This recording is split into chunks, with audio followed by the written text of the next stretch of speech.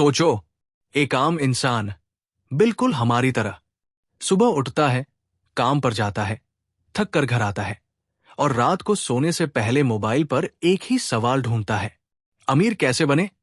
कभी कोई कहता है कॉफी पीना छोड़ दो, कोई कहता है हर पैसा बचाओ, कोई कहता है बिल्कुल खर्च मत करो, और कोई इन्फ्लुएंसर बोलता है पहले करोड़पति बनो फिर इन्वेस्ट करना। यहीं से ये कहानी शुरू होती है। लेखक हमें सीधे एक सच्चाई से टकराता है। ज्यादातर लोग गलत सवाल पूछ रहे हैं। सवाल ये नहीं है कि मैं कितना बचा सकता हूं, असल सवाल है मैं कितना कमा सकता हूं और कितना इन्वेस्ट कर सकता हूं। लेखक बताता है कि उसने हजारों लोगों का डेटा देखा, रिच, मिडिल क्लास, पुअर, और एक बात साफ दिखी, जो लोग अमीर बने वो सबसे कंजूस नहीं थे, वो सबसे कॉन्सिस्टेंट इन्वेस्टर्स थे। यहां कहानी एक दोस्त की तरह आगे बढ़ती है। कोई लेक्चर नहीं, कोई भारी फाइनेंस लैंग्वेज नहीं, बस जैसे कोई समझदार इंसान चाय के कप के साथ बैठकर समझा रहा हो। वो कहता है, मान लो तुम्हारे पास दो लोग हैं। पहला व्यक्ति हर खर्च काटता है, नेटफ्लिक्स छोड़ दिया, बाहर खाना बंद, नई चप्पल भी तब लेता है जब पुरानी फट जाए। दूसरा व्यक्ति ज्यादा सोचता नहीं, जैसे ही पैसा आता है थोड़ा इन्वेस्ट करता है, हर महीने, हर साल, बिना रुके। सालों बाद कौन आगे होगा? यहां लेखक एक झटका देता है, अक्सर दूसरा व्यक्ति। क्यों? क्योंकि बचत की एक सीमा होती है, लेकिन कमाई और इन्वेस्टमेंट की कोई सीमा नहीं। यहीं से किताब का दिल धड़कना शुरू करता है। लेखक हमें बताता है कि इंटरनेट पर जो एक्सट्रीम सेविंग कल्चर है वो अधूरी सच्चाई है। हां, बचत जरूरी है, पर सिर्फ शुरुआत में। अगर तुम्हारी इनकम कम है तो तुम्हारा सबसे बड़ा एसेट तुम्हारी अर्निंग पावर है, और यही वो लाइन है जो दिल में चुभ जाती है। लो इनकम पर ज्यादा सेविंग तुम्हें अमीर नहीं बनाएगी।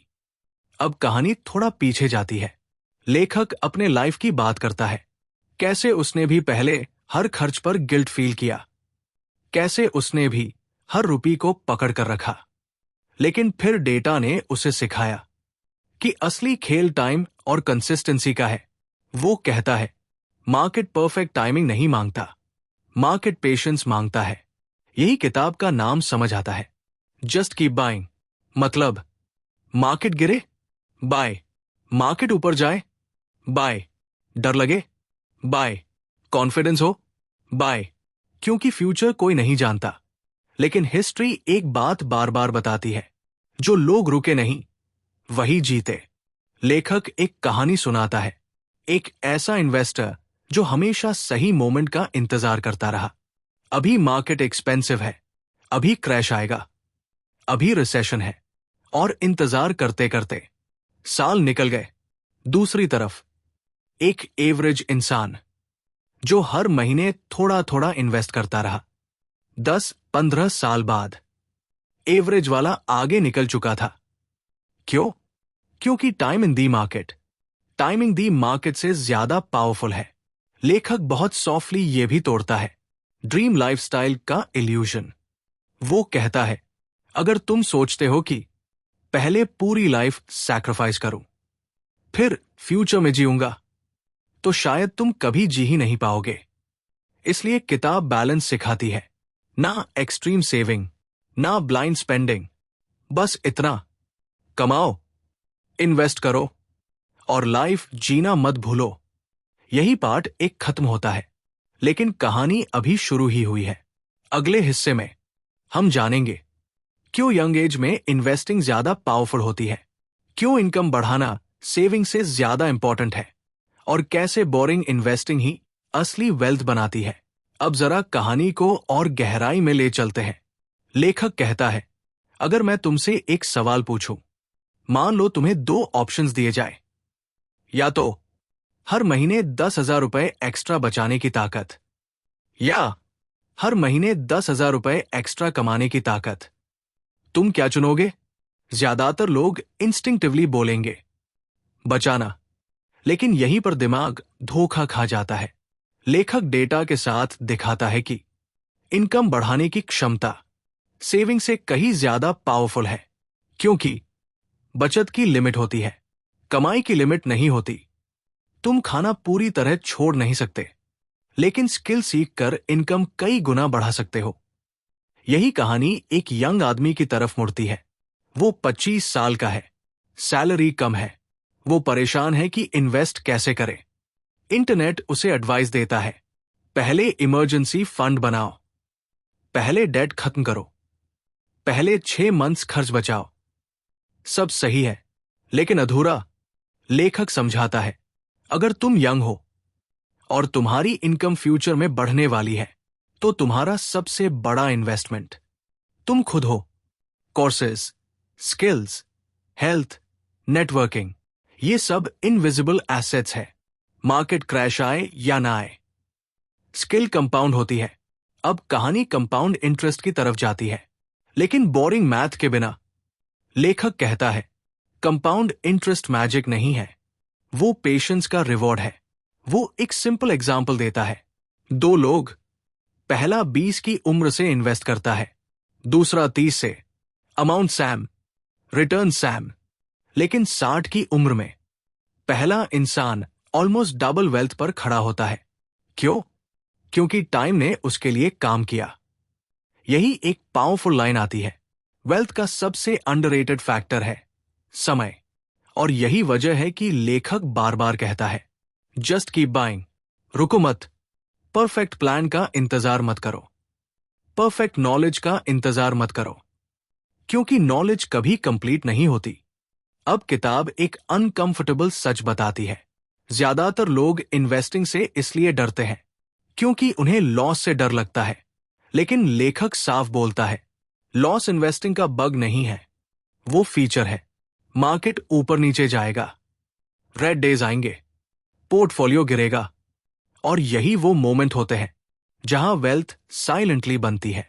वो कहता है, मार्केट क्रैश रिच लोगों को नहीं डराता, वो फ्यूचर रिच लोगों को क्रिएट करता है। फिर कहानी इमोशंस पर आती है। लेखक मानता है, हम रैशनल नहीं हैं, हम इमोशनल हैं। फियर, ग्रीड, रिग्रेट, ये सब इन्वेस्टिंग डिसीजंस को खराब करते हैं। इसलिए सबसे बेस्ट स्ट्रैटेजी वो है जो तुम्हें सोचने से बचा ले। Automatic investing, monthly SIP, salary आते ही इन्वेस्ट। ना न्यूज देखो, ना पैनिक करो, ना सेलिब्रेशन में एक्स्ट्रा रिस्क लो, बस सिस्टम फॉलो करो। किताब एक इल्यूजन तोड़ती है कि सक्सेसफुल इन्वेस्टर्स जीनियस होते हैं। असल में वो बोरिंग होते हैं। वही फंड्स, वही स्ट्रैटेजी, वही रूटीन, और यही बॉर्डम वेल्थ बनाता है। फिर लेखक खर्च पर वापस आता है, लेकिन अलग नजरिए से। वो कहता है, मनी का पर्पस सिर्फ फ्यूचर नहीं है। अगर तुम हर खुशी पोस्टपोन करते रहें, तो हो सकता है फ्यूचर आए ही नहीं।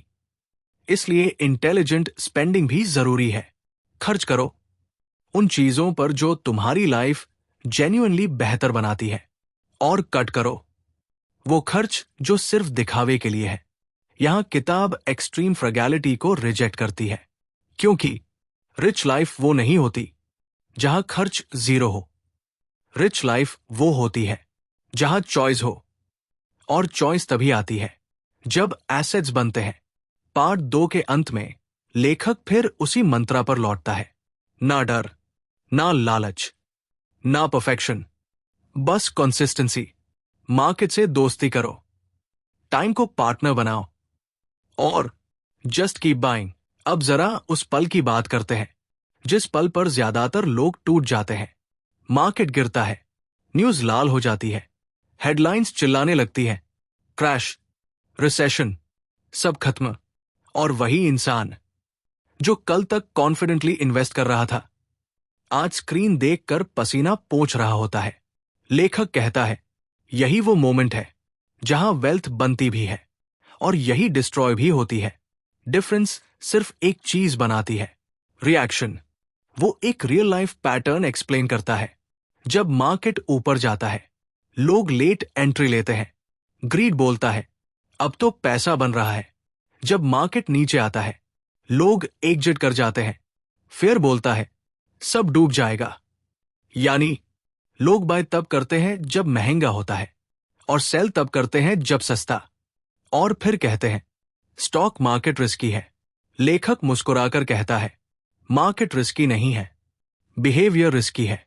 यही किताब साइकोलॉजी के सबसे डेंजरस ट्रैप पर आती है। Loss aversion. एक लॉस का दर्द दो गेन्स की खुशी से ज्यादा भारी लगता है, इसलिए लोग टेम्पररी लॉस देखकर परमानेंट मिस्टेक कर बैठते हैं। लेकिन जो लोग टिके रहते हैं वो समझते हैं लॉस दिखना फेलियर नहीं है, क्विटिंग फेलियर है। फिर लेखक एक बेहद सिंपल लेकिन पावरफुल आइडिया देता है। वो कहता है अगर तुम्हें मार्केट प्रेडिक्ट नहीं करना आता तो उसे इग्नोर करना सीखो।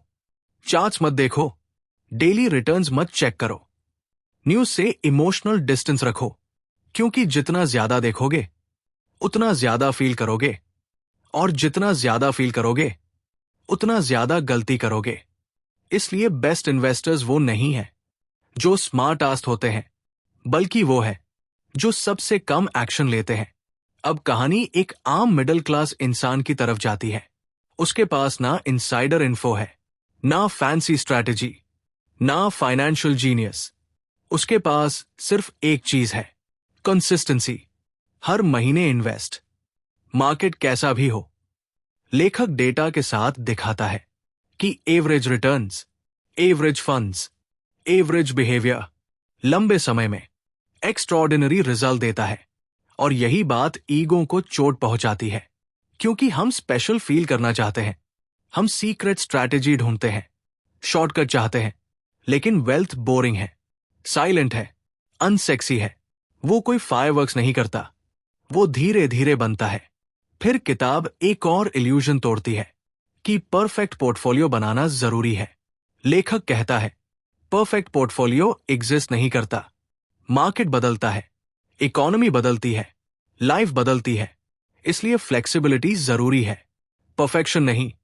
अगर तुम इन्वेस्ट कर रहे हो, गलतियां होंगी, गलत स्टॉक, गलत टाइमिंग, गलत डिसीजन। लेकिन ये मिस्टेक्स भी कॉस्ट नहीं है, ये फीस है। फीस जो मार्केट सिखाने के लिए लेता है। जो सीख जाता है वो आगे बढ़ता है, जो डर जाता है वो बाहर हो जाता है। अब कहानी स्पेंडिंग और इन्वेस्टिंग के बैलेंस पर लौटती है। लेखक कहता है तुम्हें हर चीज ऑप्टिमाइज करने की जरूरत नहीं। हर कॉफी गिल्ट नहीं होनी चाहिए, हर खर्च क्राइम नहीं है, लेकिन हर इनकम का कुछ हिस्सा फ्यूचर के लिए हॉस्टेज होना चाहिए। ऑटोमैटिक, नॉन नेगोशिएबल, क्योंकि डिसिप्लिन मोटिवेशन से नहीं आता, सिस्टम से आता है, और सिस्टम बोरिंग होता है। पार्ट 3 के एंड में लेखक एक लाइन छोड़ता है जो ऑडियो बुक सुनते हुए दिल में बैठ जाती है। वेल्थ लाउड नहीं होती, वेल्थ पेशेंट होती है।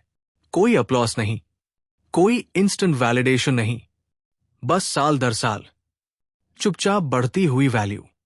और जो इस साइलेंस को झेल लेता है वही जीतता है। अब जरा एक ऐसे इंसान की कल्पना करो जो बहुत सेफ रहना चाहता है। वो कहता है मार्केट रिस्की है, मैं कैश में बैठा रहूंगा। उसका पैसा बैंक अकाउंट में पड़ा है, एफडी में है, सेविंग अकाउंट में है। उसे लगता है मेरा पैसा सुरक्षित है। लेकिन लेखक यहीं पर धीरे से एक सच्चाई खोलता है जो ज्यादातर लोग देखना नहीं चाहते। कैश सेफ नहीं है, कैश साइलेंट रिस्क है, क्योंकि इन्फ्लेशन दिखती नहीं पर काटती जरूर है। हर साल बिना आवाज के आज जो चीज 100 रुपए की है कल 110 की होगी, फिर 130, फिर 150। और अगर तुम्हारा पैसा बस वही पड़ा है तो असल में वो पीछे जा रहा है। लेखक कहता है इन्वेस्ट ना करना भी एक डिसीजन है, और अक्सर सबसे महंगा डिसीजन। कहानी यहां मिडिल क्लास माइंडसेट पर आती है। हमें बचपन से सिखाया गया पैसा संभाल के रखना, रिस्क मत लो, जो है उसी में खुश रहो। इंटेंट अच्छा था पर कॉन्टेक्स्ट बदल चुका है। आज दुनिया में पैसा तभी टिकता है जब वो ग्रो करता है, वरना इन्फ्लेशन उसे धीरे धीरे खत्म कर देती है। लेखक एक कंपैरिजन देता है, दो लोग, एक इन्वेस्ट करता है और मार्केट के अप्स डाउन्स झेलता है, दूसरा इन्वेस्ट नहीं करता और इन्फ्लेशन झेलता है। रिस्क दोनों में है, डिफरेंस सिर्फ इतना है, एक विजिबल है, एक इनविजिबल, और इनविजिबल रिस्क ज्यादा डेंजरस होता है। अब किताब डर को एड्रेस करती है। अगर मार्केट क्रैश हो गया तो लेखक कामली कहता है, क्रैश होगा, ये कोई इफ नहीं है, ये व्हेन है। लेकिन सवाल क्रैश का नहीं, रिएक्शन का है। अगर तुम्हारी इनकम स्टेबल है और तुम्हारा हराइजन लंबा है तो क्रैश एनिमी नहीं, अपॉर्चुनिटी है। क्योंकि वही एसेट्स जो कल एक्सपेंसिव लग रहे थे आज डिस्काउंट पर मिल रहे हैं। लेकिन डिस्काउंट सेल सिर्फ वही लोग एंजॉय करते हैं जिनके पास करेज होता है, बाकी लोग डर कर भाग जाते हैं। लेखक एक पेनफुल ट्रूथ बोलता है, मार्केट क्रैश में अमीर नहीं टूटते, माइंडसेट टूटता है। अब कहानी धीरे धीरे मैच्योरिटी की तरफ बढ़ती है। लेखक कहता है, जैसे जैसे इनकम बढ़ती है इन्वेस्टिंग स्ट्रैटेजी बदलनी चाहिए। जब इनकम कम हो फोकस इनकम बढ़ाने पर होना चाहिए, जब इनकम मीडियम हो फोकस एग्रेसिव इन्वेस्टिंग पर, और जब इनकम हाई हो फोकस प्रेजर्वेशन प्लस कंसिस्टेंसी पर। लेकिन एक चीज कांस्टेंट रहती है, just keep buying, no drama, no hero moves, no all in bets, बस स्टेडी प्रोग्रेस। अब किताब परफेक्शनिज्म पर वार करती है। कितने लोग कहते हैं, अभी सही टाइम नहीं है, अभी क्लैरिटी नहीं है, अभी नॉलेज कम है, और यही अभी सालों खा जाता है। लेखक कहता है, इम्परफेक्ट एक्शन परफेक्ट इनएक्शन से बेहतर है। गलत फंड चुन लिया, कोई बात नहीं, तुम सीखोगे। लेकिन अगर कुछ किया ही नहीं तो सीखने को भी कुछ नहीं होगा। लेखक याद दिलाता है, पैसा सिर्फ नंबर्स नहीं है, पैसा फ्रीडम है, पैसा ऑप्शंस है, पैसा स्ट्रेस कम करने का टूल है। और यही फ्रीडम एक दिन नहीं बनती, वो हर महीने, हर इन्वेस्टमेंट, हर बोरिंग डिसीजन से बनती है, चुपचाप। अब कहानी एक ऐसे मोड़ पर आती है जहां ज्यादातर लोग फिसल जाते हैं बिना समझे। मान लो तुम्हारी इनकम बढ़ने लगी है, प्रमोशन मिला, सैलरी पहले से ज्यादा हो गई, पहले जो चीजें लक्जरिया थी अब नॉर्मल लगने लगती है। Better phone, better car, better house, better restaurants, और यहीं पर एक साइलेंट किलर एंट्री लेता है, लाइफस्टाइल इन्फ्लेशन।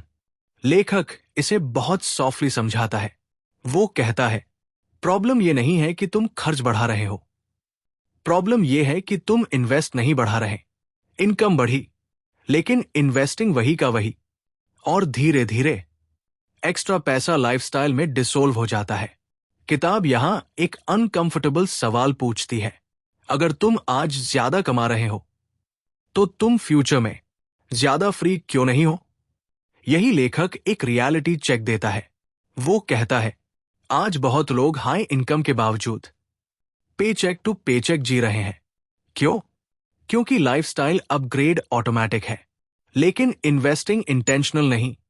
अगर तुम इंटेंशनल नहीं बने तो पैसा अपने आप रास्ता ढूंढ लेता है खर्च होने का।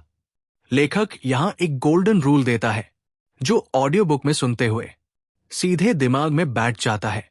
इनकम बढ़े तो इन्वेस्टमेंट उससे पहले बढ़ाओ। मतलब जैसे ही रेज मिले, पहला एक्शन इन्वेस्टमेंट परसेंटेज बढ़ाओ, बाकी पैसा लाइफस्टाइल को दो। अब कहानी गिल्ट से बाहर निकलती है। लेखक साफ कहता है, स्पेंडिंग गलत नहीं है, प्रॉब्लम तब है जब स्पेंडिंग बिना सोचे हो। तुम्हें हर चीज कट करने की जरूरत नहीं, तुम्हें बस कॉन्शियस होना है। वो एक सिंपल फ्रेमवर्क देता है, उन चीजों पर खुलकर खर्च करो जो तुम्हारी लाइफ जेन्युइनली बेहतर बनाती है, और बाकी जगह रूथलेस बनो, यानी कम चीजों पर ज्यादा खुशी, बाकी सब इग्नोर। यही वेल्थ और हैप्पीनेस का कनेक्शन बनता है। लेखक एक और इल्यूजन तोड़ता है कि रिच लोग सब कुछ अफोर्ड कर सकते हैं।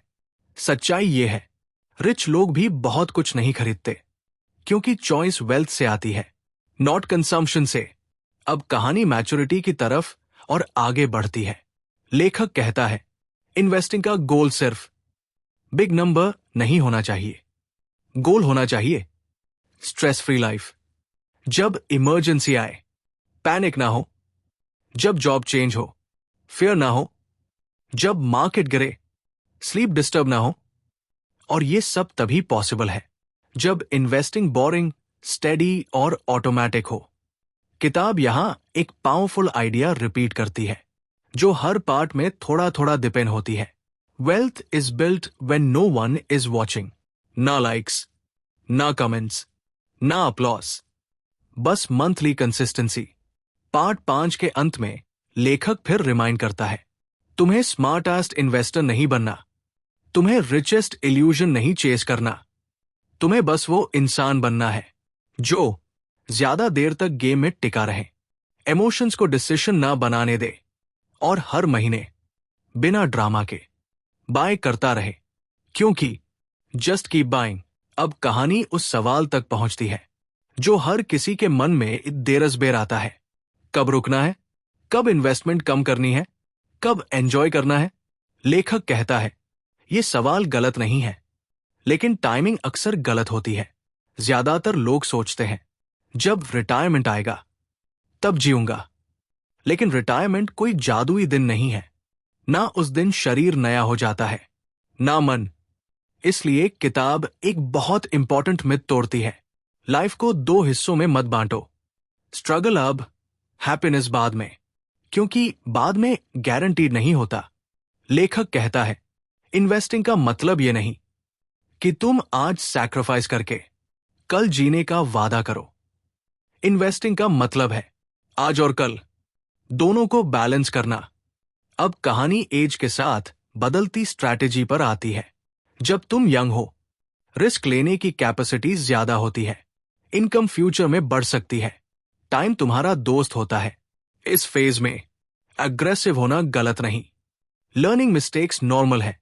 लेकिन जैसे जैसे एज बढ़ती है, प्रायोरिटीज बदलती है, स्टेबिलिटी इंपॉर्टेंट हो जाती है, पीस ऑफ माइंड इंपॉर्टेंट हो जाती है। और यही लेखक एक सटल बात कहता है, रिस्क कम करना है, इन्वेस्टिंग नहीं।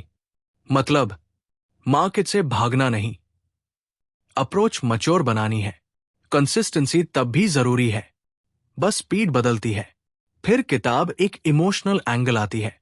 लेखक कहता है, अक्सर लोग वेल्थ बना लेते हैं, लेकिन एंजॉय करना भूल जाते हैं। वो हर खर्च पर डरते हैं, हर डिसीजन में एंजाइटी। और आयरनी ये है, जिस फ्रीडम के लिए उन्होंने इन्वेस्ट किया, उसी फ्रीडम को यूज नहीं कर पाते। इसलिए एक लाइन बहुत गहरी उतरती है, money should reduce stress, not create it.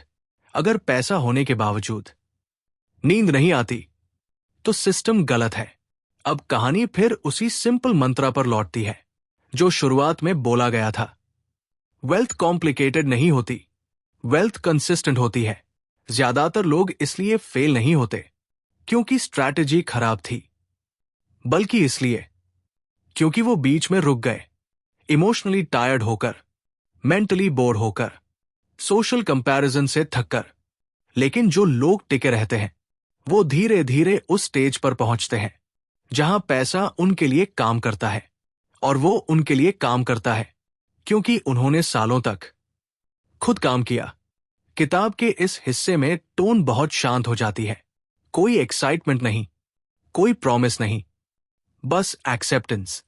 Life uncertain है, मार्केट अनसर्टेन है, लेकिन एक चीज कंट्रोलेबल है, बिहेवियर। अगर तुम बिहेवियर सही रखो तो रिजल्ट खुद ब खुद फॉलो करता है। लेखक आखिर में ऑलमोस्ट दोस्त की तरह बोलता है, तुम परफेक्ट नहीं होगे, तुम इमोशनल बनोगे, कभी डरोगे, कभी रिग्रेट करोगे, सब नॉर्मल है। बस एक गलती मत करना, गेम छोड़ मत देना, क्योंकि वेल्थ कोई रेस नहीं है, वो एंड्योरेंस टेस्ट है, और जो अंत तक चलता है वही जीतता है। बिना शोर, बिना शो ऑफ, बिना ड्रामा, बस हर महीने, हर साल, जस्ट कीप बाइंग। अब कहानी अपने आखिरी मोड़ पर है। यहां कोई नया कॉन्सेप्ट नहीं आता, कोई सीक्रेट स्ट्रैटेजी नहीं खुलती, कोई शॉर्टकट रिवील नहीं होता, बस वही सच्चाई जो शुरू से हमारे सामने थी, लेकिन हमने देखी नहीं। लेखक कहता है, अगर मैं इस पूरी किताब को एक लाइन में समेट दूं, तो वो ये होगी, वेल्थ किसी एक बड़े फैसले से नहीं बनती, वो हजारों छोटे बोरिंग फैसलों से बनती है। हर वो महीना जब तुमने इन्वेस्ट किया, जब मार्केट बोरिंग था। हर वो महीना जब तुमने इन्वेस्ट किया, जब मार्केट डरावना था। हर वो महीना जब तुमने इन्वेस्ट किया, जब कोई देख नहीं रहा था। वही वेल्थ बनी। कोई अप्लॉस नहीं था, कोई तारीफ नहीं थी, कोई सर्टिफिकेट नहीं मिला, बस एक साइलेंट प्रोग्रेस थी। लेखक आखिरी बार हमें उस इंसान की याद दिलाता है जो शुरुआत में था, जो रात को मोबाइल पर सर्च कर रहा था। अमीर कैसे बने? अब वही इंसान बदल चुका है। अब वो डेली मार्केट नहीं देखता, अब वो हर हेडलाइन से नहीं डरता, अब वो कंपैरिजन नहीं करता, क्योंकि उसे समझ आ गया है, मनी कंट्रोल करने की चीज नहीं है, मनी सिस्टम फॉलो करने की चीज है। और सिस्टम सिंपल है। इनकम आए, इन्वेस्ट हो, मूड अच्छा हो, इन्वेस्ट हो, मूड खराब हो, इन्वेस्ट हो, मार्केट ऊपर, इन्वेस्ट हो, मार्केट नीचे, इन्वेस्ट हो, बिना डिबेट, बिना डाउट। लेखक आखिर में एक बहुत ह्यूमन बात करता है। वो कहता है, तुम कभी परफेक्ट नहीं बनोगे। कभी लगेगा, काश पहले शुरू किया होता। कभी लगेगा, काश उस गलती से बच गया होता। लेकिन रिग्रेट भी जर्नी का हिस्सा है। डिफरेंस सिर्फ इतना है, कुछ लोग रिग्रेट में रुक जाते हैं, कुछ लोग रिग्रेट के साथ चलते रहते हैं, और जो चलते रहते हैं वो आगे निकल जाते हैं। किताब ये प्रॉमिस नहीं करती कि तुम करोड़पति बन जाओगे, लेकिन ये जरूर प्रॉमिस करती है, अगर तुम कंसिस्टेंसी छोड़ोगे नहीं, तो फ्यूचर में तुम आज से ज्यादा स्ट्रांग, ज्यादा सिक्योर, ज्यादा फ्री होगे। और यही असली वेल्थ है। अंत में लेखक ऑलमोस्ट विस्पर करता है, जैसे किसी दोस्त को याद दिला रहा हो, लाइफ नॉजी है, मार्केट नॉजी है, लोग नॉजी है, लेकिन वेल्थ शांत होती है। अगर तुम उस शांति को सह सको, तो तुम्हें किसी एक्साइटमेंट की जरूरत नहीं, बस एक सिंपल रूल, हर महीने थोड़ा सा, बिना ड्रामा, जस्ट कीप बाइंग।